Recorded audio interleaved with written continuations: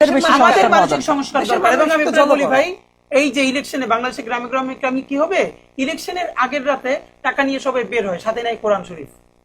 এরপরে আপনার ঘরে ভোট আছে 5টা, আপনারা বলবে কত, আপনি বলবেন 20,000, সে বলবে 10,000, এরপরে 15,000, যারা যা দিয়ে পারে। এখন আপনি যে টাকাটা নিবেন এবং পরের দিন ভোট দিবেন, সাক্ষী কি? সাক্ষী হলো কোরআন শরীফ। কোরআন শরীফের উপর টাকাটা রাখে। আমি নিজে আমার অঞ্চলে এই সাক্ষী যারা কোরআন শরীফের উপর থেকে টাকা নিছে এবং দিছে, এরপরে টাকাটা রাখে যে তুমি কোরআন শরীফের উপর থেকে নাও, মানে হলো এইরকম একটা হারাম কাজের সাক্ষী রাখতেছে কোরআন শরীফ। এটা হলো বাংলাদেশের কালচার। এই একটা মজার ঘটনা জাস্ট মনে হলো যে একটু বলা দরকার। সিরাজগঞ্জে এই জাস্ট 2-3 বছর আগেই একটা ছোট লোকাল ইলেকশনে যে কাজটা হয়েছে, আপনি নিলেন কয় হাজার টাকা? 2,000 টাকা। কয় বছরের জন্য? 5 বছরের জন্য।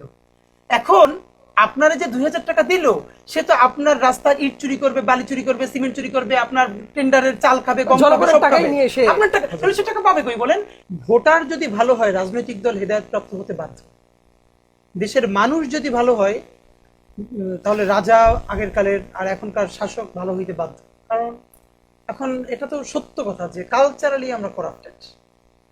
আপনি ইভেন যেই মানুষটা নিজের এলাকায় বোঝে যে এই ছেলেটা ভালো, নির্বাচন করতেছে, তারা বলবে তুমি ভালো ছেলে, কিন্তু ভোটটা তারে দিবে না। কারণ সে মনে করে যে এই ছেলে যেহেতু ভালো, তাহলে সে এখানে সেখানে তদবিরের জন্য ফোন দিবে না, তাহলে তেমন কাজে আসবে না।